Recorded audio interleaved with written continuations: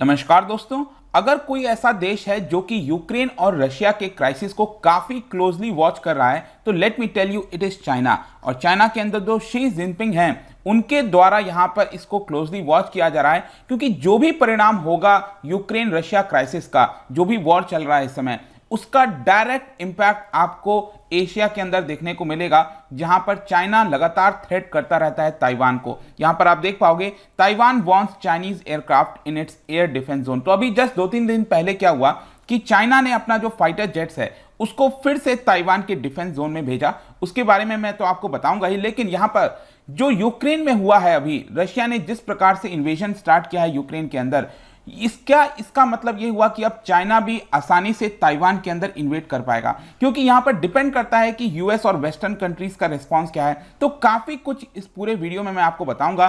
चलिए आगे बढ़ते हैं, लेकिन उसके पहले ध्यान रखना है, अगर आप कोई भी कोर्स परचेस करते हैं स्टडी आईक्यू पर, चाहे जुडिशरी हो, यूपीएससी हो, कोई भी हो, तो यहां पर सिंपली आप अंकित 33 कोड इस्तेमाल कर सकते हैं। और मैं आपको बता दूं कि अगले 3 दिन तक यहां पर आपको डबल वैलिडिटी मिलने वाली है। मतलब कि अगर आप कोई कोर्स परचेज करते हैं 1 साल के लिए, तो ऑटोमेटिकली वो जो कोर्स है वो आपको 2 साल के लिए हो जाएगा। तो डबल वैलिडिटी के साथ है, ये आपको ध्यान में रखना है। इसके अलावा अगर आप एमसीक्यूज अटेम्प्ट करना चाहते हैं तो मेरे इंस्टा पेज पर जा सकते हैं, वहां पर स्टोरीज में जितने भी एमसीक्यूज हैं वो आपको मिल जाएंगे। तो चलिए सबसे पहले हम यहां पर देखेंगे अभी एग्जैक्टली क्या हुआ। देखिए थर्सडे की बात है, ताइवान ने अपने एयरफोर्स को, अपने जो फाइटर जेट्स हैं उसको यहां पर चाइना के एयरक्राफ्ट को काउंटर करने के लिए भेजा। जैसे कि पहले आप इस मैप में देख सकते हो, यह आपका ताइवान, मतलब चाइना के जो ईस्टर्न साइड है वहां पर आपको ताइवान देखने को मिलेगा। इसकी लोकेशन इंपॉर्टेंट हो जाती है, इसके नदर्न साइड में आपको ईस्ट चाइना सी और उसके सदर्न साइड में साउथ चाइना सी है। तो ये आप लोकेशन ध्यान में रखिएगा, इसको ताइवान स्ट्रेट कहते हैं। और यहां पर बेसिकली क्या है ना कि ताइवान ने, चाइना ने, जापान ने अपना अपना एयर डिफेंस जोन बना रखा है।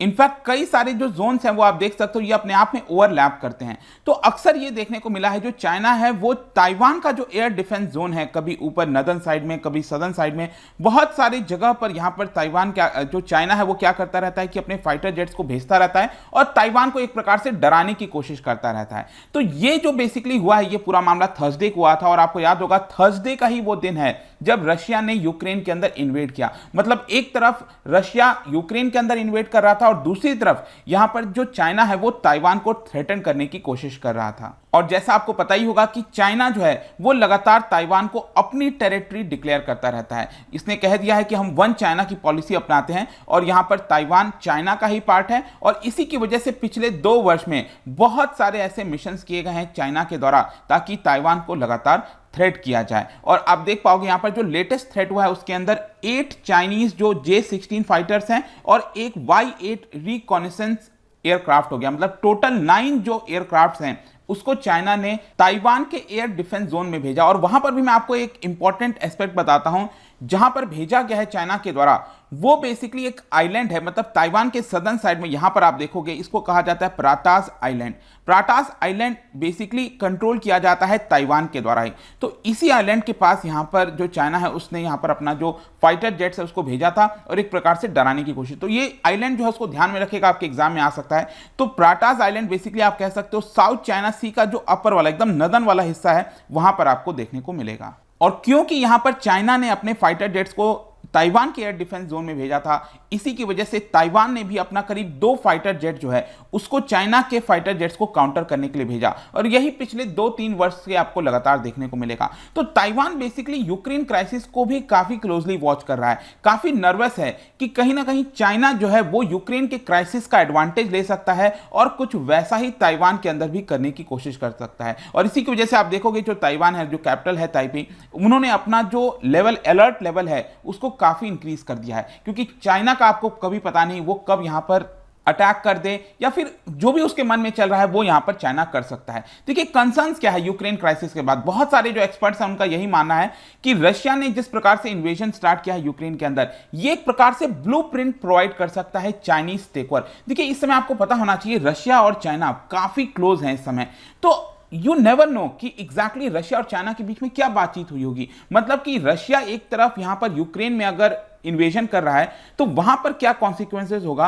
हो सकता है चाइना इसको एक प्रकार से ब्लूप्रिंट की तरह तैयार करे कि अगर यूएस यहां पर यूक्रेन की मदद नहीं कर पा रहा है मिलिट्री या फिर जैसे भी, तो हो सकता है कि चाइना जब ताइवान के ऊपर अटैक करेगा तो क्या यूएस यहां पर ताइवान की मदद करने पहुंचेगा कि नहीं पहुंचेगा, यह बहुत बड़ा प्रश्न है। और इसीलिए मैं बार बार कह रहा हूं कि यह ब्लूप्रिंट प्रोवाइड कर सकता है चाइनीज टेकओवर ऑफ ताइवान। और जैसे आपको पता ही है कि व्लादिमीर पुतिन क्लेम करते हैं कि यूक्रेन जो है वो सॉवरेन नेशन नहीं है, मतलब कि यूक्रेन अपने आप में एक देश नहीं है, यूक्रेन को बनाने वाला खुद रशिया है। और उसी तरह से चाइना भी बिलीव करता है वन चाइना पॉलिसी में और कहता है कि ताइवान भी जो है वो चाइना का ही पार्ट है। तो ये आपको काफी सिमिलैरिटी देखने को मिल रही होगी यूक्रेन रशिया और चाइना ताइवान का जो भी कॉन्फ्लिक्ट है उसके अंदर। और यहां पर आप देख पाओगे चाइना ने कभी भी रेनाउंस नहीं किया, चाइना ने कभी नहीं बोला है कि हम फोर्स का इस्तेमाल नहीं करेंगे ताइवान को लेने के लिए। मतलब कि एक होता है कि चलो आप ये कह रहे हो कि ताइवान हमारा पार्ट है तो ताइवान को समझाने की कोशिश की जाएगी, या फिर अगर सपोज कोई इलेक्शन करवाना है,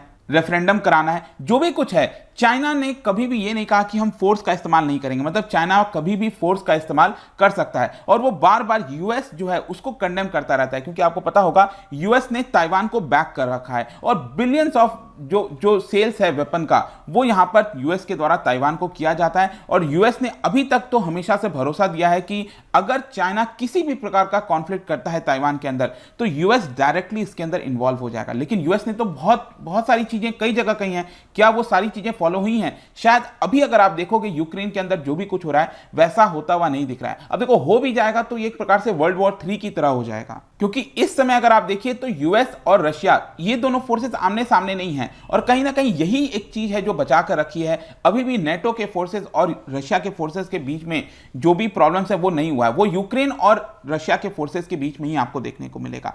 तो यहां पर बेसिकली जो शी जिनपिंग है वो काफी क्लोजली वॉच करेंगे इस पूरे एपिसोड को, जो भी कुछ यहां पर यूक्रेन में होने वाला है। इसके अलावा यहां पर कई सारे एक्सपर्ट्स हो गए, ऑस्ट्रेलिया के एक्सपर्ट्स, इनका यही कहना है कि this has enormous implications globally. In fact आप देख सकते हो यहां पर जो व्लादिमीर पुतिन है वो यूक्रेन को जो राइट है वो देने से डिनाई कर दिए हैं।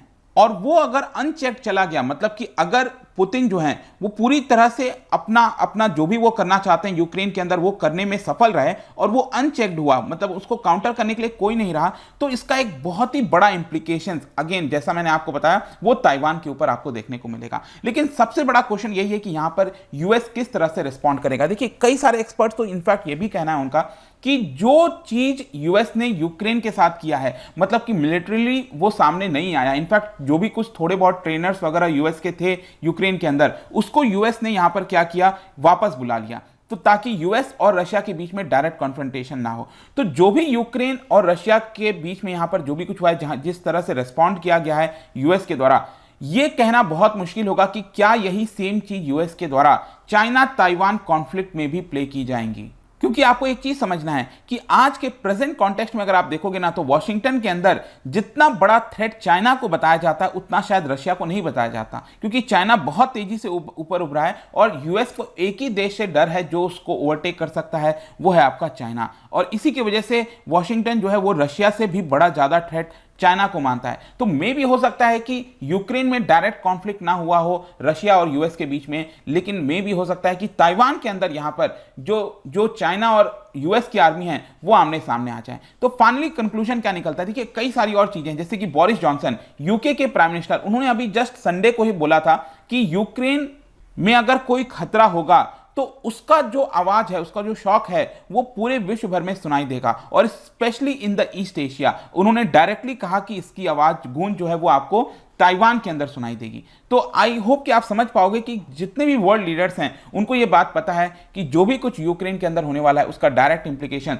ताइवान के ऊपर देखने को मिलेगा। और जो पुतिन और चाइनीज प्रेसिडेंट शी जिनपिंग हैं, उन्होंने तो विंटर ओलंपिक्स के दौरान ज्वाइंट स्टेटमेंट भी जारी किया था साथ में मिलकर, और ये कहा था कि एक स्ट्रैटेजिक कोऑपरेशन बना रहे हैं। और इनफैक्ट खुद जो रशिया के प्रेसिडेंट हैं उन्होंने ताइवान को एक प्रकार से चाइना का ही पार्ट बताया था। तो इससे काफी बड़ा खतरा बढ़ जाता है। और अभी भी रिसेंटली अगर आप देखोगे ना तो यूएस के द्वारा कई देशों के द्वारा जो सैंक्शंस लगाए जा रहे हैं रशिया के ऊपर, तो उसको देखते हुए चाइना ने रशिया को सपोर्ट करने की कोशिश की है। कैसे, यहां पर एक डील साइन किया गया है कि रशिया का जो वीट हो गया और भी कई सारी जो चीजें हैं वो चाइना उसको खरीदेगा, ताकि जो सैंक्शंस का इंप्लीकेशन है रशिया के ऊपर उसमें थोड़ी सी कमी लाई जा सके, जो इंपैक्ट होगा उसमें थोड़ी सी कमी लाई जा सके। तो देखते हैं आगे क्या होता है, बट आई होप कि जो ओवरऑल कॉन्टेक्स्ट है यहां पर यूक्रेन के बाद क्या ताइवान है, ये डिपेंड करेगा अगेन यूक्रेन और रशिया के बीच में जो वॉर चल रही है उसमें क्या परिणाम सामने आते हैं। आई होप कि काफी कुछ जानने को मिलेगा। और यहां पर जाने से पहले एक इंटरेस्टिंग क्वेश्चन आपके लिए कि चाइना ने रिसेंटली